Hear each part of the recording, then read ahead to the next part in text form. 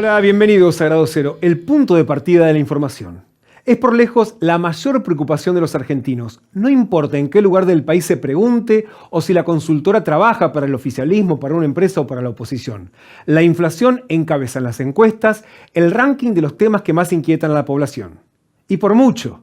Por ejemplo, en estos estudios recientes de Opina Argentina, de la Universidad de San Andrés y de la consultora de Imagen y Gestión Pública, la inflación duplica e incluso llega a triplicar el nivel de preocupación que los encuestados le asignan a otros asuntos como la inseguridad, el desempleo o la corrupción. En la mayor parte del mundo, la inflación hoy también es una preocupación, pero es una preocupación nueva después de 3 o 4 décadas y es consecuencia de la invasión rusa a Ucrania que provocó un aumento global del precio de los alimentos y de la energía. Por ejemplo, Estados Unidos, que en los últimos 40 años tuvo una inflación anual promedio de 2,8%, con un pico de 6% al inicio de esta serie en 1982, tiene una inflación inusual que llegó al 6,5% anual en 2022, con algunos saltos que llegaron al 8%. En la Argentina es una preocupación profunda y permanente, crónica. Desde que se creó el índice de precios al consumidor en 1943, la inflación anual promedio de estos 80 años fue de 131%. En 59 de estos años hubo inflación de al menos 2 dígitos, con el pico máximo de 3.079% de 1989 durante el final del gobierno de Raúl Alfonsín y el inicio de la gestión Menem. Intentamos mostrar los picos del 89 y del 90, pero no entraron en la escenografía. Para dimensionar aquellas subas, podemos ver que la inflación que hoy asfixia a la población es comparable con esta barra que se ve tan chiquitita y que muestra la suba del 100% que tuvieron los precios en 1980. Argentina no es el país con el pico inflacionario más alto. La superan varios, como por ejemplo Hungría, que en 1946 tuvo una tasa de inflación que alcanzaba cada día más del 200%. Cada 15 horas los precios de los bienes y servicios se duplicaban. Otro caso es el de Zimbabue, que hasta ahora padeció la mayor suba de precios del siglo XXI. En 2008, en esa nación africana los precios saltaban a un ritmo de 98% diarios. Y en noviembre de ese año llegó a acumular, tan solo en ese mes, una suba de 79.000 millones %. El récord que sí ostenta la Argentina es el de acumular el periodo más extenso con inflación del mundo. En estos 80 años, la moneda de curso legal debió ceder 13 ceros para que sea utilizable. Para que se entienda, un peso moneda nacional de hace 8 décadas equivale a la 10.000.000ª parte de un peso en la actualidad. Es decir, 0,12 ceros y un 1 al final. Para dimensionar físicamente la pérdida de valor de nuestra moneda, hagamos este ejercicio con papas y monedas. Magia. En 1943, un kilo de papas costaba 10 centavos, según registros del Archivo Histórico Nacional. Si todavía tuviera vigencia aquel viejo peso moneda nacional, es decir, si nunca le hubieran quitado los ceros, harían falta unos cuantos camiones repletos de monedas como para traer al presente el equivalente a esos 10 centavos. ¿Cuántos camiones? Hagamos la cuenta. Como el peso perdió 13 ceros, tenemos que multiplicar esa moneda por 10 billones de veces, es decir, por un 1 seguido de 13 ceros. Y según consta en los registros del Banco Central, esa moneda de cobre y níquel pesaba 3 gramos. Es decir, que estaríamos hablando de 30 millones de toneladas de monedas. Si tenemos en cuenta que el peso máximo que se puede trasladar en contenedores como estos es de unas 32 toneladas, necesitaríamos unos 93.000 camiones repletos de monedas como para transportar el equivalente a los 10 centavos del peso o moneda nacional. Pero la cuenta no termina ahí, porque hoy con 10 centavos no podríamos comprar demasiado. Según el INDEC, el kilo de papas en la actualidad tiene un precio de unos 247 pesos. Por lo tanto, necesitaríamos 231 millones de camiones cargados de monedas que si los ponemos todos pegados, uno detrás de otro, harían una fila tan larga que equivaldría a 11 veces la distancia que hay entre la Tierra y la Luna. Todo por un kilo de papas. Magia otra vez.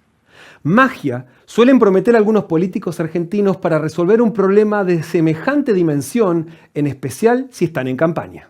Nosotros vamos a poner el país en marcha. ¿Cómo? Lanzando el plan de infraestructura más importante de la historia, que va a dinamizar nuestras economías regionales. Y teniendo un gobierno que va a fijar reglas de juego claras, va a bajar la inflación a un dígito, va a combatir el trabajo en negro. Tenemos un plan primer empleo donde no se pagan impuestos los primeros 5 años. Macri prometió bajar la inflación a un dígito y terminó su gestión con una inflación acumulada del 155% en 4 años. Las promesas no se detienen cuando los políticos llegan a la Casa Rosada. Cuando ya llevaba 27 meses en el poder y una inflación acumulada del 87%, Alberto Fernández anunció que en ese momento empezaría la guerra contra la suba de precios. Yo espero que esta semana podamos empezar a poner orden al tema de la deuda tremenda que heredamos con el Fondo Monetario, y yo les prometo que el día viernes va a empezar otra guerra, la guerra contra la inflación en Argentina. Vamos a terminar con los especuladores y vamos a poner las cosas en orden. Y las cosas no se pusieron en orden. Por el contrario, en los 12 meses siguientes, la inflación se aceleró a un ritmo promedio que superó el 8% mensual hasta exceder el 100% anual, algo que no ocurría desde la hiper de 1990. ¿Por qué es tan difícil ponerle un freno a la inflación en la Argentina? ¿Qué hace que este país sea único en el mundo, pero por acumular casi un siglo de derrota frente a la inflación? Esas preguntas no tienen una sola respuesta. De hecho, si de inflación se trata, lo que abunda entre los economistas es la discordia. Al menos hay un punto en común, la definición sobre qué es inflación. Se trata de un aumento generalizado y sostenido de los precios de los bienes y servicios durante un periodo de tiempo. Pero los orígenes del problema son una fuente inagotable de debate. Llegamos así al grado cero de nuestro tema de hoy. ¿Cómo se explica el origen de la inflación en la Argentina? ¿Por qué hay inflación en nuestro país?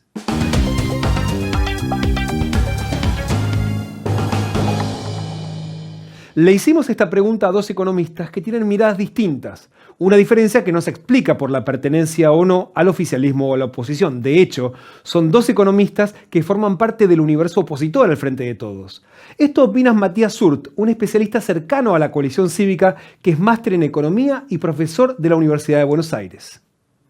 Lo que causa o lo que mantiene a la inflación como un problema en cualquier economía es el persistente crecimiento de la cantidad de dinero, que en el caso de la Argentina está controlado, digamos, al menos en parte por la autoridad monetaria, que es el Banco Central, por encima de lo que la economía demanda o de lo que la economía requiere para su actividad o para su crecimiento.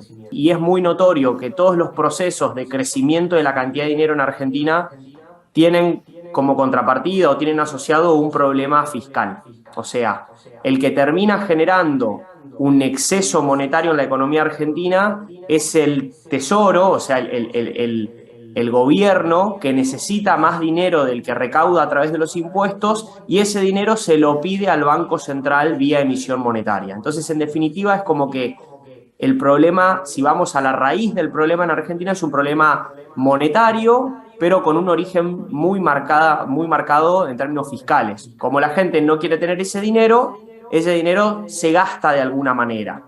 Y ahí podemos decir, bueno, ¿y a dónde va ese dinero que la gente no quiere tener? Puede ir al mercado de bienes, o sea, a comprar cualquier cosa, cualquiera de los bienes y servicios que existen en la economía, y eso genera un exceso de demanda sobre ese mercado de bienes que hace subir sus precios, o un canal muy relevante también para la Argentina es que con esos pesos que sobran la gente quiere ir a comprar otro bien muy especial para la Argentina, que es el dólar.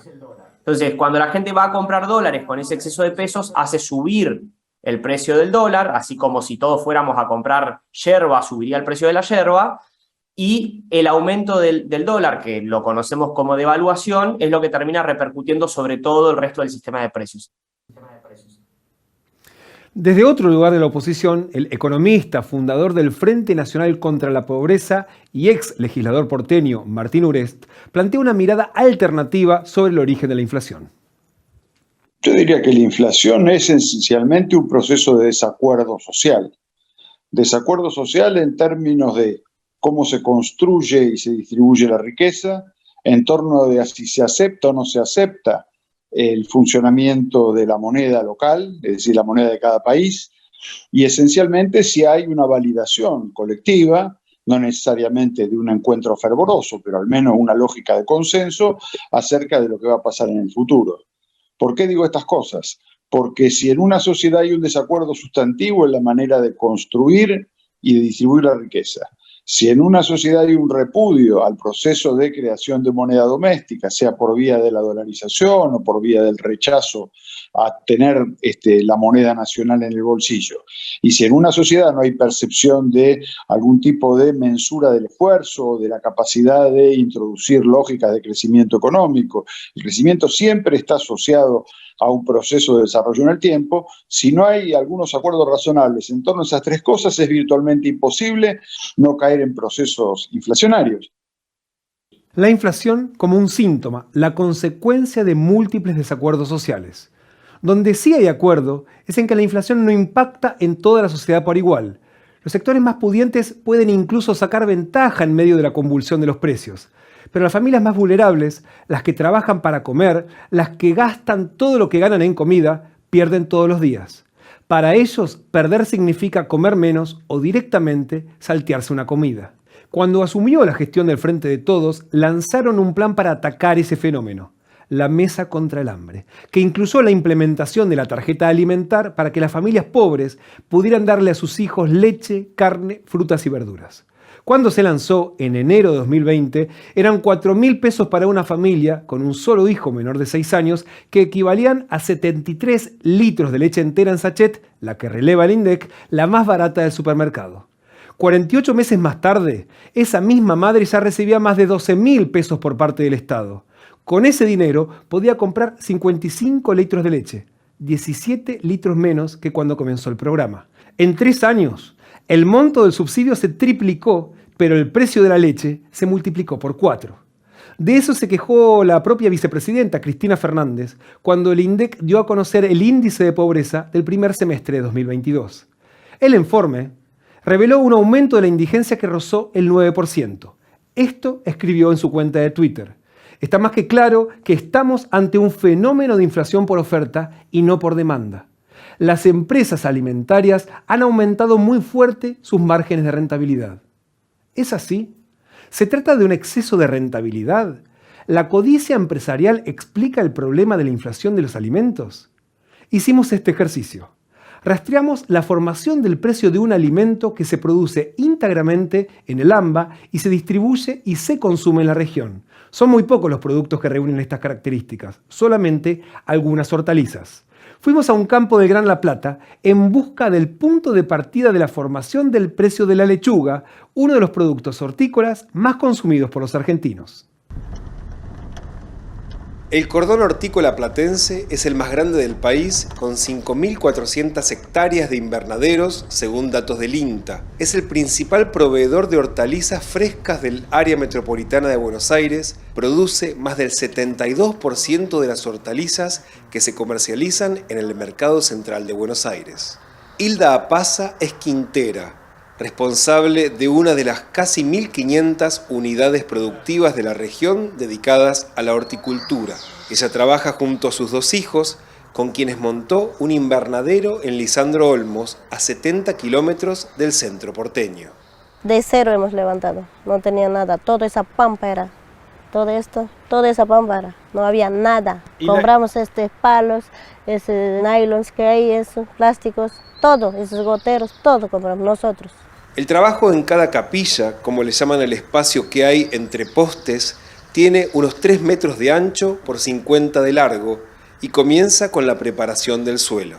Acá en la quinta nosotros preparamos la tierra con tractor y después 2 veces o 3 veces pasamos bien, preparamos la tierra. Y después ya compramos la semilla. Como las mangueras y los goteros para el riego y algunos herbicidas, las semillas que utiliza Hilda para la producción son importadas porque, según nos cuenta, el rendimiento de las nacionales es muy bajo. Es decir, que los principales insumos dependen en primer lugar del movimiento del dólar. Ustedes cuando compran la lechuga viene en estos paneles. Sí, en cada agujerito viene. Y sale a una plantita. A una plantita, sí. Entonces sacan ustedes cada plantita. Y cuando está preparada la tierra ya plantamos. Para esta lechuga de invierno, que ya tiene 3 meses desde que se plantó, pagaron 700 pesos la bandeja de 200 plantines y necesitaron unas 21 bandejas para cubrir toda la capilla completa, que está formada por 7 canteros de 50 metros cada una. Y a veces sacamos de uno entero, a veces sacamos 40, 50 a veces. Cajones, de los más grandes. De los más grandes. Okay. ¿Cómo haces vos, Hilda, para ponerle precio a los productos que sacás de la quinta? Y los productos, veo ahora cuando es barato no podemos hacer nada, tenemos que venderlo el precio que haya. Ahora la lechuga está barato, no rinde ni la semilla siquiera. Solo de insumos, este año le costó producir cada jaula entre 200 y 250 pesos. Pero si descuenta el trabajo de esos 3 meses de las personas que les ayudan con la preparación de la tierra, el trasplante, el cuidado de la producción, la cosecha y la carga en el camión, la producción de lechuga fue casi a pérdida. ¿A cuánto venden el cajón chiquito de lechuga? Ese cajón chiquito estamos dando a 400 pesos. ¿En el mercado? En el mercado. Cuando hay mucho damos a 300 pesos, así depende. Claro, cuando hay mucha oferta de producto, sí, baja el precio. Baja el precio. A veces mucho más barato estamos dando. Si hubiera podido cosechar unas 6 semanas antes, podría haber vendido cada cajón a 800 pesos. A mediados de agosto, por la escasez de oferta, la lechuga era uno de los productos más caros y escasos del mercado central. El precio mayorista era de unos 160 pesos el kilo. Ahora lo pudo vender a 80 pesos el kilo. ¿Y a cuánto pagó la lechuga el consumidor final? Volvemos a Buenos Aires para recorrer verdulerías y supermercados para identificar cuál es la brecha entre el precio mayorista y el minorista. Vamos a tratar de identificar si en algún lugar de la cadena algún intermediario está sacando una tajada de más. Repasemos. A mediados de octubre del 2022, el kilo de la lechuga al por mayor en el mercado central costaba 80 pesos. Esa misma semana recorrimos 18 comercios de la ciudad de Buenos Aires entre almacenes, verdulerías y supermercados. Encontramos de todo. En Villa Lugano, el valor más barato, 180 pesos el kilo. Y en San Cristóbal, la misma lechuga a 250 pesos. En el otro extremo, nos pidieron 700 pesos por el kilo en Puerto Madero y 600 en una verdulería de Palermo. En Villa Pueyrredón encontramos la lechuga al valor promedio de nuestro relevamiento, 350 pesos. No está tan lejos ese dato obtenido sin método científico de ningún tipo del valor que registró la Dirección de Estadística y Censos de la ciudad para el mes de octubre, 267,60 pesos. Volvamos a nuestra pregunta. ¿El aumento del 160% del precio de la lechuga en 6 meses es solo responsabilidad de los empresarios especuladores? Seguramente hay algún verdulero que se excede y mucho entre los que consultamos, pero lo que se advierte con certeza es una gran dispersión de precios, es decir, muchos valores distintos y muy dispares para un mismo producto en un mismo periodo de tiempo. La dispersión de precios es otro síntoma de la enfermedad inflacionaria. El mismo producto cuesta entre el doble y hasta 8 veces más que el valor mayorista. ¿Cómo llega un verdulero o un supermercadista a ese valor por kilo? Cada uno tiene una respuesta diferente. Los aumentos de los alquileres, la suba de los salarios, los costos de la energía, las altísimas tasas de interés para financiarse, que dependen de los proveedores, y, ¿por qué no?, los que se cubren frente a aumentos futuros. El viceministro de Economía de Sergio Massa, Gabriel Rubinstein, reconoció este fenómeno, pero a diferencia de la vicepresidenta, que acusó a los empresarios de provocar inflación por la oferta, admitió que es consecuencia del desorden general de la economía que el propio gobierno no puede controlar. Hay algo que sí está adelantado a nivel macro, que serían como lo que llamamos como un residuo, que básicamente serían como los márgenes brutos empresariales que han quedado altos en general.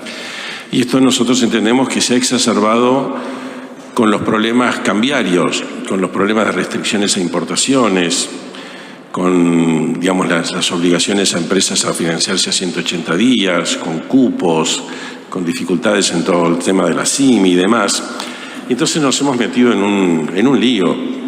Y por supuesto que aparece el oportunismo de todo aquel que pueda aprovechar eso para poner precios más altos de lo que sus costos están. Todo eso es lo que tenemos que ordenar en términos de precios relativos. Por eso cualquier programa que implique ordenar esto no tendría, sea más, digamos, sea más o menos gradual, no tendría como objeto el decir, uy, hay que atrasar, digamos, hay que seguir bajando los salarios, sino que hay que buscar la manera de ser eficiente y que los márgenes generales de las empresas vuelvan a lo que eran un par de años atrás, o 3, o 4, o 5, o 6, porque se han desfasado, se ha hecho una cuestión muy desordenada en ese sentido. Pero no es fácil solucionarlos, sino es una manera bastante integral. Y en esta economía más desordenada también hay una cuestión que lo que llamamos políticas monopolistas, normalmente atribuidas a empresas grandes o de mercados que pueden ser mucho más concentrados. Cuando la inflación es muy grande, todos son monopolistas. El del kiosquero de la esquina también se levanta a la mañana y le dice, vieja, aumentemos todo 10%, porque es un lío esto. Entonces, y no tiene miedo de vender menos, porque la gente no va a ir al kiosco de a 3 cuadras y al kiosco a 8 cuadras, porque ya nadie sabe cuáles son los precios, entonces ya es desordenada toda la economía. Entonces la competencia deja de funcionar. Y por eso es muy importante tener una inflación muy acotada, entre otras cosas, ¿sí? Para que no propagar conductas que se retroalimentan y generan cada vez más desorden, más inflación, etc. ¿Cómo se sale de este desorden profundo y crónico? Volvamos a los economistas del comienzo, cada uno con su biblioteca. Matías Sur plantea que en una economía con inflación desatada y que se mantiene en el tiempo, ya no alcanza con atacar al origen del problema, sino que requiere de un programa de estabilización que contiene 2 capítulos, uno ortodoxo y otro heterodoxo. El pilar inevitable de cualquier programa de estabilización que quiera ser exitoso tiene que ser el objetivo de lograr el equilibrio fiscal para que el Tesoro o el gobierno no le tenga que pedir más dinero al Banco Central. Más allá de terminar con el déficit fiscal y apagar la maquinita de la emisión monetaria, el Banco Central en particular, pero todo el equipo económico en general, tiene que cumplir un rol muy importante en quebrar las expectativas inflacionarias, en hacerle creer a la gente que lo que estuvo pasando hasta ahora va a dejar de pasar en el futuro. Porque si no logramos eso, todos los individuos y los agentes económicos esperan para el futuro que la inflación sea al menos la misma que el año pasado. El gobierno pone por un lado en el presupuesto para el año que viene que quiere llevar la inflación al 60%, que su meta es el 60%. Si el gobierno quisiera ser compatible y realista esa meta, debería estar convenciendo a los sindicatos de que ellos van a hacer todo para que el año que viene la inflación sea 60%. Ahora, si hay un sindicato que sale a pedir 130% de aumento, es imposible, es incompatible una meta de inflación de 60% con una paritaria de 130%. Entonces vemos que el gobierno desde lo heterodoxo no está logrando manejar las expectativas y coordinar las decisiones de precios y salarios entre empresarios y trabajadores, que es algo importante también, dado el desorden hoy de expectativas y de precios esperados que hay hacia futuro. Frenar con la maquinita de hacer billetes y manejar las expectativas. ¿Y qué dice Martín Urest, que nos había propuesto entender la inflación como un desacuerdo múltiple en la sociedad, ponerse de acuerdo en 3 ejes? El consenso razonable en torno a un modelo productivo, el consenso razonable en torno a un modelo de Estado y a una estrategia de financiamiento del Estado, y en línea con eso una lógica de inserción en el mundo que sea visible, que sea legible para el conjunto de los actores. Bueno, es difícil que una sociedad pueda acometer el desafío de luchar contra la inflación si hay un sector o sectores que repudian con poder la moneda local. Es difícil sostener un proceso de estabilización si el Estado no tiene capacidad de cobrar impuestos, o si hay sectores que se niegan a cobrar impuestos, a pagar impuestos. Es difícil también suponer que en procesos donde puede haber un exceso de concentración de la propiedad o procesos asimétricos de disparidad de poder de negociación, uno no le imponga al otro determinados precios y el otro patalee como gato panza arriba, tratando de no perder lo que le corresponde. Y finalmente, si uno no dice para dónde va, es muy difícil que alguno diga, bueno, mirá, como en la parada siguiente a mí me viene bien y me puedo bajar o me puedo subir, me mantengo tranquilo. Si nadie sabe para dónde se va, lo normal es que cada uno ande los codazos viendo en qué ventanilla se tira. Los combates contra la inflación se hacen en marco de un acuerdo social y no de un acuerdo contra la sociedad. Esto es muy importante de entender. Si uno cree que haciendo un acuerdo y empieza a agredir bestialmente sectores sociales, puede reducir los niveles de inflación, se va a llevar un soberano disgusto, ¿verdad? Además de hacerle disgustos a la gente, que es el problema central que se debe evitar. Entonces, tras que es ineficaz, es inequitativo, me parece que no es un camino a seguir. El manejo de las expectativas a través de consensos amplios tuvo un lugar clave en algunas experiencias exitosas que se vivieron en América Latina en las últimas décadas para cortar con largos procesos inflacionarios.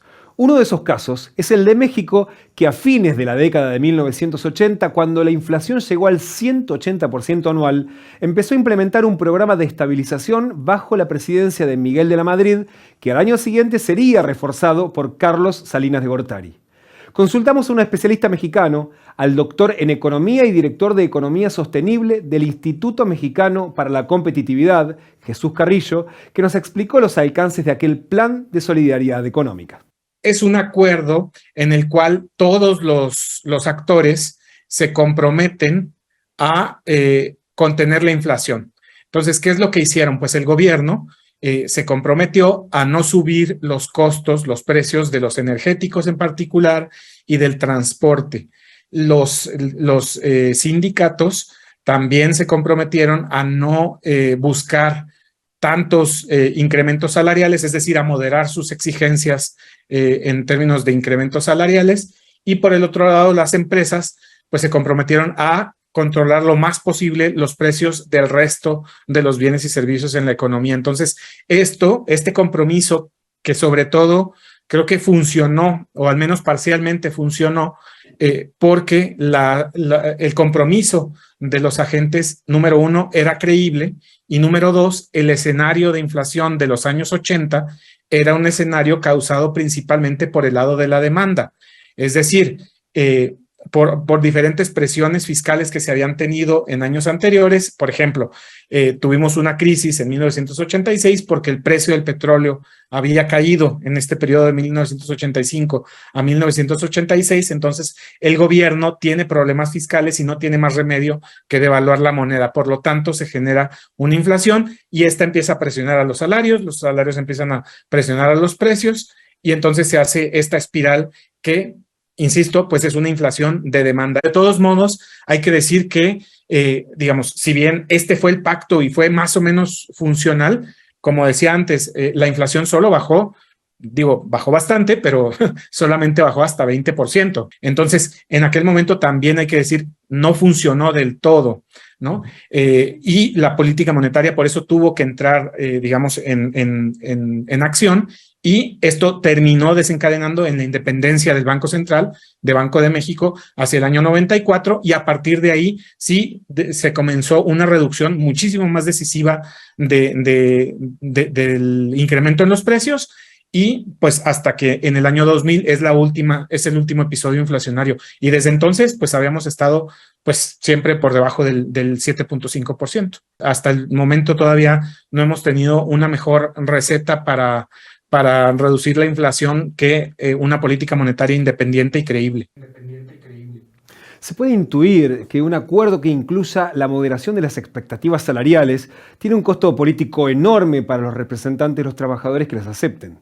Y en México fue posible porque las corporaciones, los sindicatos, formaban parte del universo del PRI, de la etapa del llamado presidencialismo mexicano. Y eso tuvo una consecuencia concreta. Los salarios tardaron 10 años en volver a los niveles anteriores al Pacto Solidario. El consenso dio resultado, pero tuvo un enorme costo social.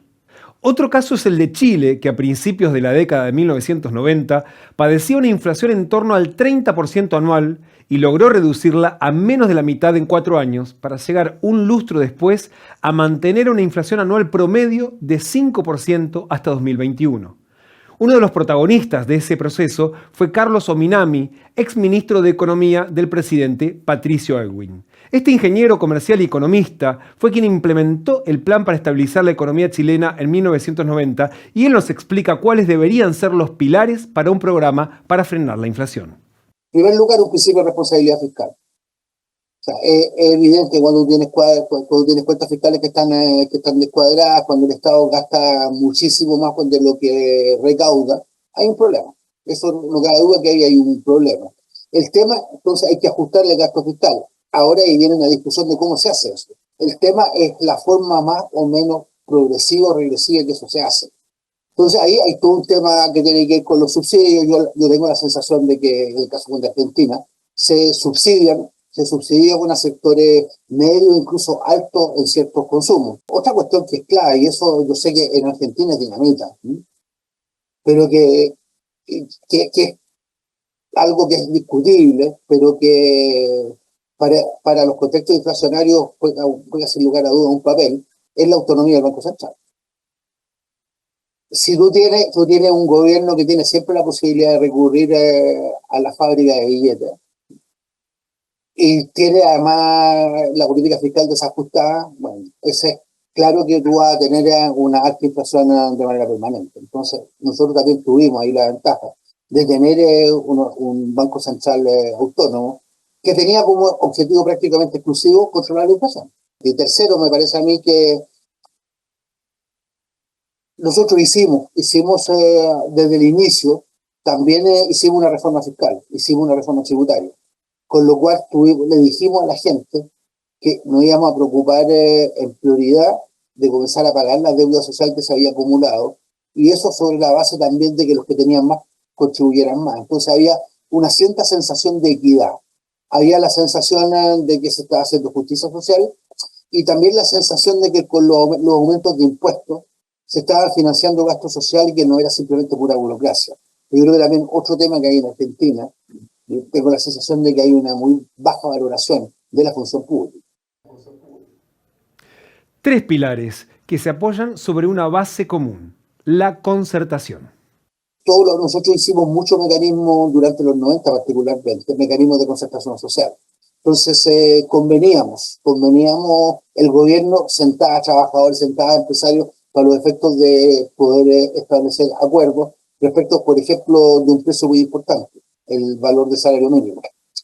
Habían 2 precios básicos, salario mínimo y el reajuste para el sector fiscal.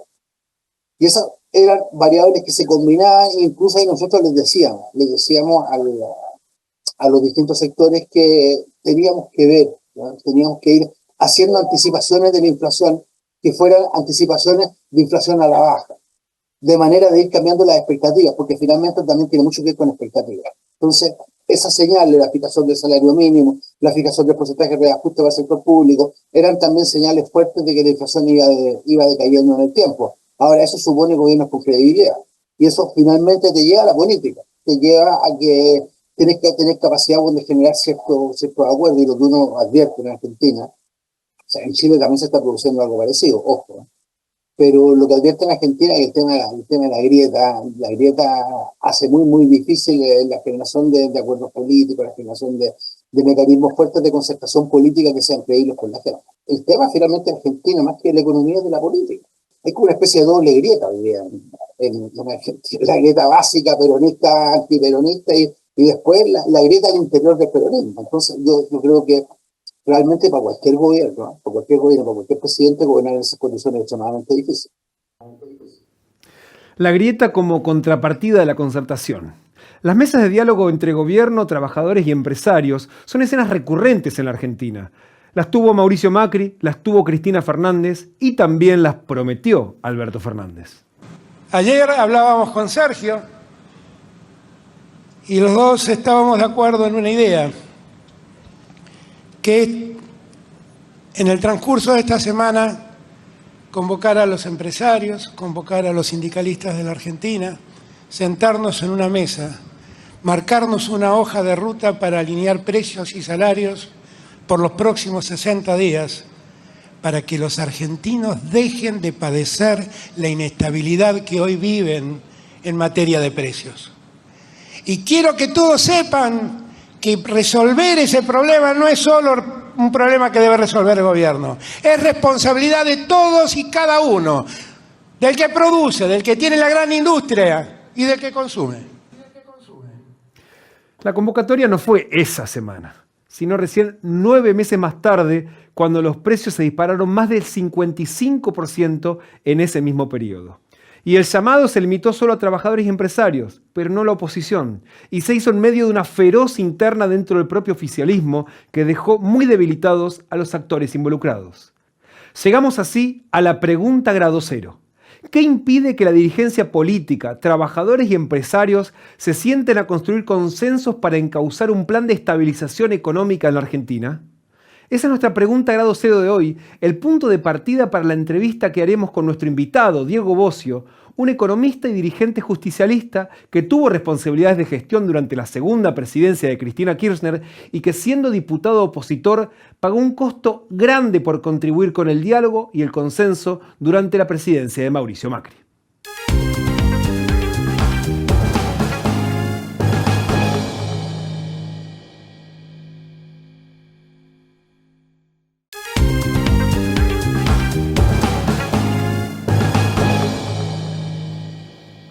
Habíamos dejado planteada nuestra pregunta grado cero de hoy dedicada a la inflación. Con nuestro invitado vamos a preguntarnos qué impide que funcionarios, dirigentes políticos y trabajadores y empresarios se sienten a construir consensos para encauzar un plan de estabilización económica de la Argentina. Recibimos al economista y consultor Diego Bossio, que fue director del Banco Hipotecario y también del Banco de Inversión y Comercio y ocupó el cargo de director ejecutivo de la ANSES durante la segunda presidencia de Cristina Fernández de Kirchner.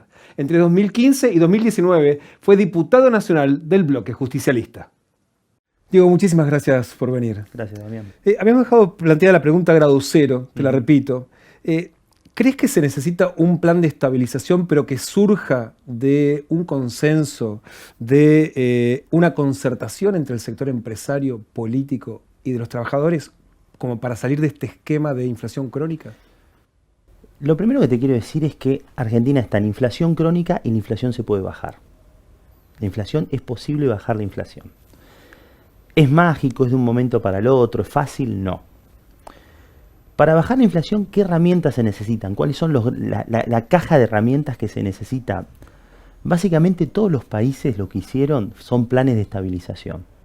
Con distintas herramientas, con distintas anclas nominales, como llamamos los economistas. ¿Por qué? Por las circunstancias del país, por cómo se conforman los precios, por lo que producen los países. ¿Qué es un plan de estabilización? Básicamente son un montón de decisiones que tiene que tomar un gobierno, pero requieren algo que vos dijiste que es clave, Damián. Requieren de musculatura y apoyo político. ¿Por qué requieren de musculatura y apoyo político? Porque requieren de un cambio institucional que debe ser apoyado por todas las fuerzas políticas, por los empresarios, por los sindicatos, para coordinar acciones, para que la sociedad crea que esta vez va en serio. Si los planes son muy aislados y la sociedad está fatigada o está frustrada y no cree que esta vez vaya en serio, no se va a comportar para poder alinear las expectativas. Entonces, yo te diría que más que una pregunta es una necesidad. Si no hay concertación, no hay acuerdo político, va a ser muy difícil bajar la inflación. A vos te tocó estar en cargos de toma de decisiones, te tocó estar en el Parlamento, sos consultor, o sea, hablas con los políticos, hablas con sindicalistas, con empresarios. ¿Qué impide que en la Argentina se sienten los tres sectores? Cuando hablamos, de hecho, de la política, no solamente el gobierno, evidentemente todos los sectores políticos con capacidad de representación. ¿Qué impide que entre todos los sectores se pueda lograr una concertación? Vamos a separar, estamos en un año electoral, estamos en una coyuntura muy difícil. Y frente a esa coyuntura hay un gobierno que evidentemente tiene un rechazo muy grande por parte de la sociedad. El Poder Ejecutivo, por 3 años y medio, por errores, por aciertos, por la pandemia, por la guerra, por un montón de explicaciones. Lo cierto es que hay un proceso electoral. Si vos me preguntás, ¿este gobierno está en condiciones de encarar un plan de estabilización en serio, con fortaleza política, con reformas institucionales? No. Primero por las propias internas que tiene el gobierno. Yo vengo del peronismo, soy un dirigente del peronismo. Y hay 2 palabras claves, unidad de acción y unidad de conducción. De chiquititos nos enseñan eso. Acá no hay ni unidad de acción, unos actúan de una manera y otros actúan de otra manera, y de concepción menos. Está el ministro hablando con el FMI y están los propios funcionarios del gobierno descalificando al FMI. Entonces es muy difícil. Entonces me parece que viene un proceso electoral y ese proceso electoral tiene que ser la oportunidad para discutir en profundidad y debatir en profundidad de qué manera encaramos la madre de todas las batallas, para mí en esta etapa, que es bajar la inflación. Porque la inflación, y sobre todo la inflación en alimentos, afecta a los más humildes. Entonces, A partir de ahí, a partir de un gobierno que renueve las expectativas con la sociedad, que renueve el contrato social, que le diga claramente que vamos a hacer un programa de estabilización que requiere acuerdos, a partir de ahí una sociedad renovada sus expectativas podemos encarar una acción de esta naturaleza. Gobiernos que ya terminan o que entran en un proceso electoral, no me animo a decir que no tenga oportunidad el gobierno porque sería muy soberbio de mi parte, aparte los gobiernos siempre tienen herramientas, pero sí claramente es un ciclo de gobierno que se termina, necesita o renovar expectativas para poder convocar, para poder llamar a los argentinos. Ahora bien, si no lo hacemos, evidentemente la situación se va a agravar. Y ahí aparecen otras voces, aparece la voz de la antipolítica, soluciones mágicas que no resuelven los problemas del fondo, la dolarización sin dólares, casi impracticable. ¿Qué debería plantearse en una hipotética concertación? Yo creo que un punto central es darle institucionalidad a un plan de estabilización. Y me parece que en ese punto la reforma de la Carta Orgánica del Banco Central es sustancial. Me parece que tenemos que pensar en una reforma que le dé independencia al Banco Central, que redefina los objetivos, estabilidad de precios y básicamente la acumulación de reservas para tener espalda, para dar una señal de fortaleza y de solidez, que los directivos del Banco Central sean gente prestigiosa, representante de los espacios, de los distintos espacios políticos, para que la sociedad advierta que va en serio, que hay un acuerdo, que lo que se va a hacer ahora se va a sostener en el tiempo. Perú tiene unos problemas políticos enormes y sin embargo tiene independencia total del Banco Central. Lula en Brasil ni se le ocurrió tocar el presidente del Banco Central, hay una continuidad de una política de Estado. Todo eso hay que institucionalizarlo en la Argentina. Proviniendo eso de un dirigente peronista, uno dice, pero el discurso del peronismo de los últimos años instaló otra cosa, la necesidad de que el Banco Central esté al servicio de la política. Digamos, una idea muy contraria a la noción de independencia, con lo cual hay una cuestión cultural de la propia política para transformar ahí. Sí, yo creo que 100 puntos de inflación es una vergüenza para el peronismo. Es una vergüenza para la sociedad y es una vergüenza para el peronismo, sobre todo porque afecta a los sectores más humildes. Con lo cual hay que encararlo el tema. Y las herramientas para encarar el tema no son muy distintas. Hay que anclar el tipo de cambio y anclar el tipo de cambio significa, o encontrar un anclaje significa tener dólares y para eso hay que tomar decisiones en ese sentido. Hay que tener orden fiscal. Del año 60 a la fecha, 52 años con déficit fiscal, muy pocos años con equilibrio fiscal. Entonces, mi propuesta o nuestra propuesta como dirigentes que entendemos que tenemos una lógica y una sensibilidad social propia del peronismo es combatir seriamente la inflación. No creemos en el atajo de la dolarización como proponen unos, no creemos en situaciones que sean irrealizables, lo que sí creemos que la Argentina con las herramientas que tiene puede darle una institucionalidad monetaria para empezar a bajar la inflación y empezar a encontrar otros equilibrios y hacer otras reformas.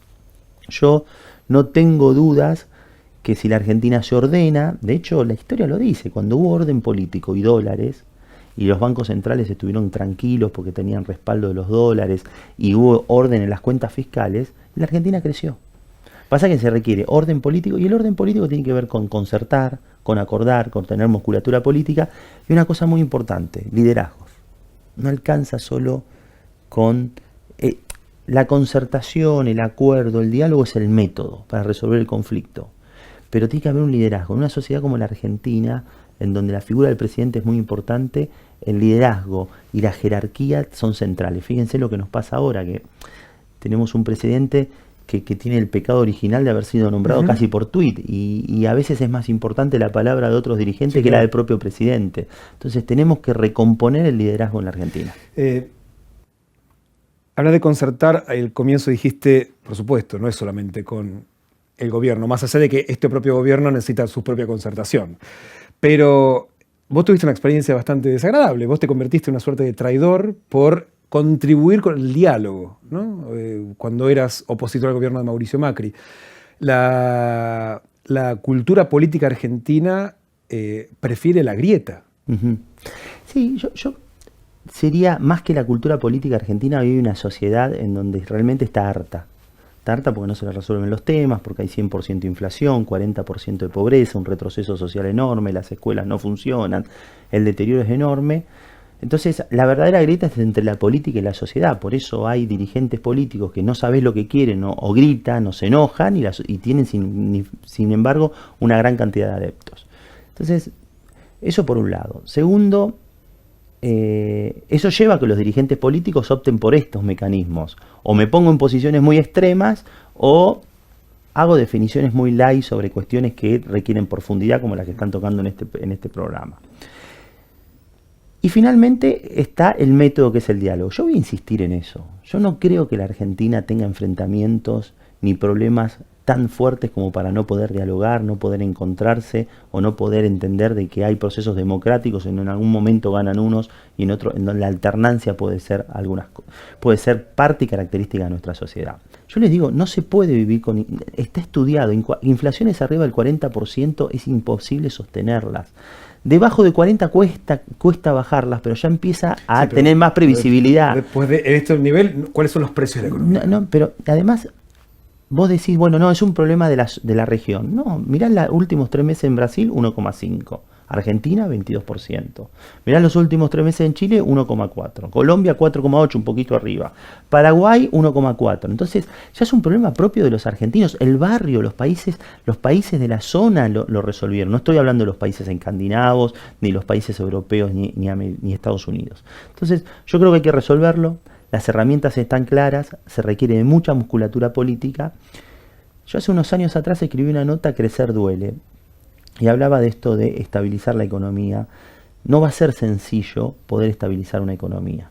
Hay un montón de cosas positivas que pueden pasar en la Argentina, vaca muerta, el gas, el petróleo, cuestiones que tienen que ver con la minería, el conocimiento, pero también hay cuestiones que hay que ordenar y que es un sacrificio muy grande. Eso requiere mucha musculatura política. ¿Por qué? Estás hablando de, si vivimos con 60 años de déficit, o sea, dejar de gastar más de lo que ingresa es doloroso. Ahora también uno puede hacer una reforma tributaria que impacte menos en los que menos tienen. Por eso, después las cargas de ese esfuerzo deben ser medidas de tal forma de que los que menos tienen puedan llevar adelante menos cargas. Lo que no vamos a hacerlo sin un esfuerzo por parte de la sociedad. Yo creo que entre esfuerzo y sacrificio hay una distancia. Y una cosa es un esfuerzo y otra cosa es un sacrificio. Yo no sé si nuestra sociedad está dispuesta a hacer más sacrificios de los que viene haciendo, porque lo cierto es que hacer un plan de estabilización, habiendo caído en los últimos 5 años 25% de salario, es muy difícil. O sea, todos los argentinos somos más pobres, todos. Las empresas son más pobres, menos capitalizadas. Por más que le haya ido bien o mal, toda la Argentina está empobrecida. Nosotros éramos la clase alta de América Latina y hoy somos la clase media de América Latina. Hablaste de vaca muerta. ¿Cuál es el impacto real que puede llegar a tener? También hablaste de otros sectores de la minería. Para ver en qué medida pueden ayudar a eliminar o a reducir ese déficit y que no sea mágica la solución, ¿no? Ordenar las cuentas del Estado es central. Posiblemente pensar en tener un Estado un poquito más fácil para la actividad privada también es importante. Hay sectores que están sobrepasados de pago de impuestos y los ahoga la presión impositiva para poder crecer o tener flujo disponible para invertir. Y creo que es sustancial que nosotros pensemos en un modelo de desarrollo. Crecer es lo que ayuda a suavizar ese sacrificio, ese esfuerzo.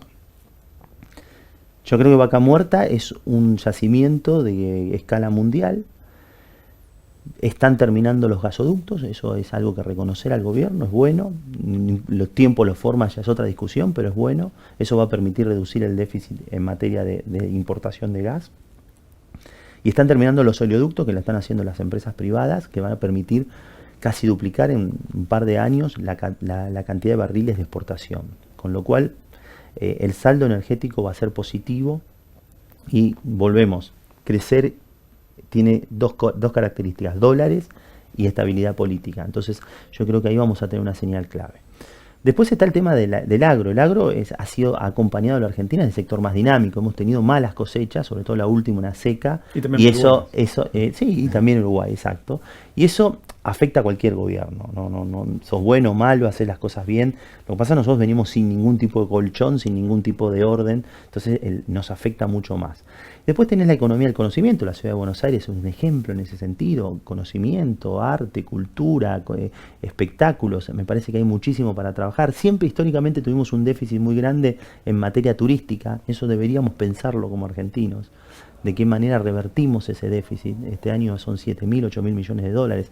Son más los turistas que salen al exterior que los que vienen. Hay un problema con los tipos de cambio, pero me parece que hay que trabajar fuerte para que seamos atractivos turísticamente y inundar de turistas las calles de Buenos Aires, de la Argentina, y eso es bueno también para el crecimiento y para los dólares. Quería volver a la mesa de concertación, ¿no? Sí. Próximo gobierno convoca, segundo día de trabajo convoca, ¿no? A todos los sectores políticos. ¿Quién cede? Porque el tema es, el productor, el industrial dice, no, yo no puedo mañana limitar mi aumento de precios porque tengo que reponer stock para poder seguir produciendo. El representante de los trabajadores dice, no, yo no puedo, me matan. Son los que van a quedar atrás, les va a llevar años recomponer el salario.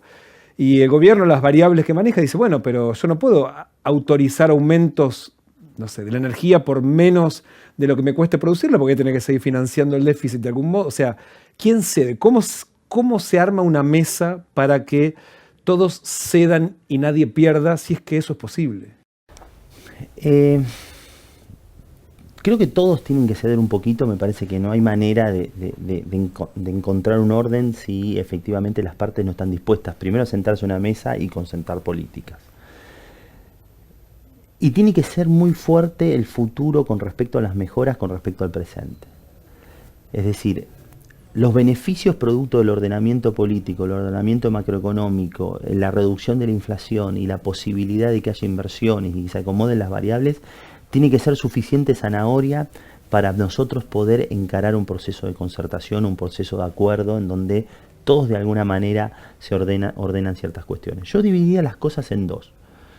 Primero, bajaría las expectativas en términos de hacer las grandes reformas de uno. Uno escucha a economistas de distintas... No, hay que hacer los 3 primeros meses todo. Vamos por parte.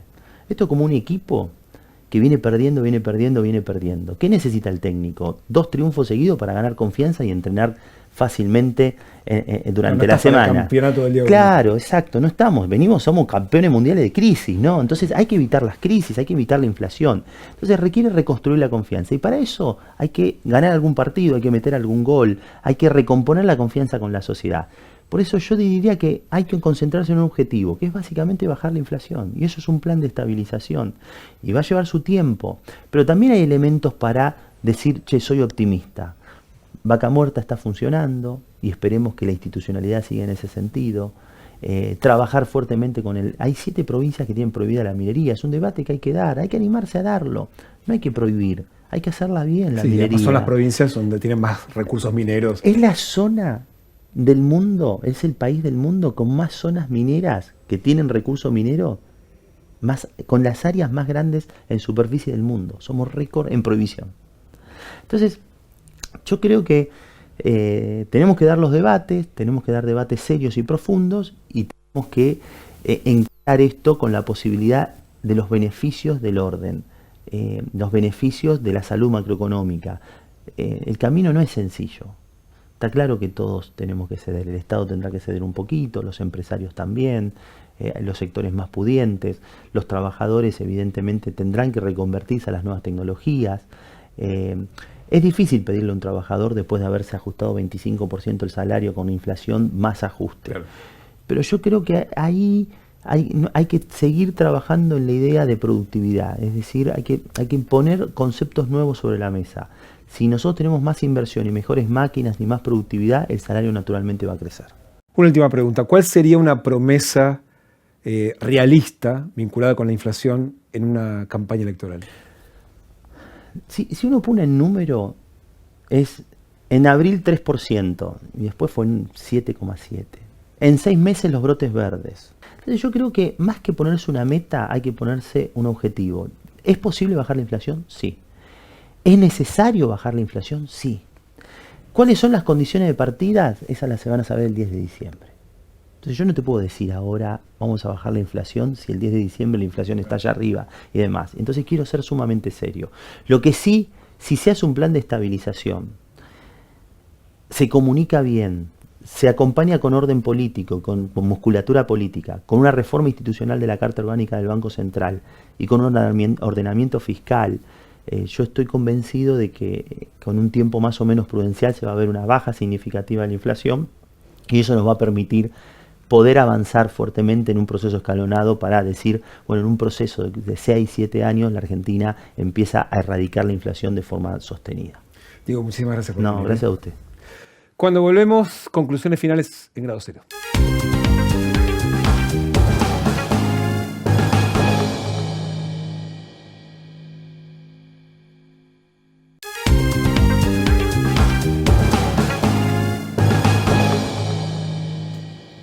A lo largo del programa hemos visto cómo especialistas de distinta extracción ideológica coinciden en varios aspectos claves sobre cómo terminar con el ciclo más largo y crónico de inflación mundial que padece la Argentina. Un punto en común es que ya no alcanza con atacar el origen del problema, el déficit fiscal, para resolver la escalada de los precios. Ellos plantean que el ordenamiento de los ingresos y de los gastos tiene que venir acompañado de otros dos elementos que también generan consenso. Uno de esos capítulos es dotar de credibilidad e independencia al organismo encargado de proteger el valor de la moneda, el Banco Central, para que deje de estar a merced de los vaivenes políticos. Pero el punto central en el que todos coinciden y que también fue protagonista de experiencias exitosas en otros países, como en los casos que analizamos de Chile y de México, es la necesidad de alcanzar una concertación entre la política, el sector de los trabajadores y de los empresarios. Como decía Diego Bocio, no alcanza que un gobierno convoque a sindicatos y a federaciones empresarias. Los consensos deberían exceder los límites del oficialismo y necesariamente tender puentes con la oposición. Las grietas internas de las principales coaliciones y las grietas que enemistan a la sociedad son históricamente eficientes herramientas electorales, pero han demostrado ser profundamente dañinas para la construcción de expectativas favorables para la economía. Como planteó Carlos Ominami, el exministro de Chile que implementó el plan para estabilizar la economía de ese país en 1990. El problema en la Argentina, más que económico, es político. Y como agregó Bocio, son problemas de liderazgo. Como ya se dijo, para concertar hay que ceder. Y acá es donde radica el principal desafío. ¿Cómo lograr que el eventual plan que surja de ese consenso proteja a los más vulnerables y evite que el costo de la estabilización la paguen los jubilados y los asalariados? Como recordó el profesor Carrillo, el plan de estabilización de México provocó una caída del salario real que llevó una década a recomponer. Y en este punto es necesario sumar dos datos para finalizar.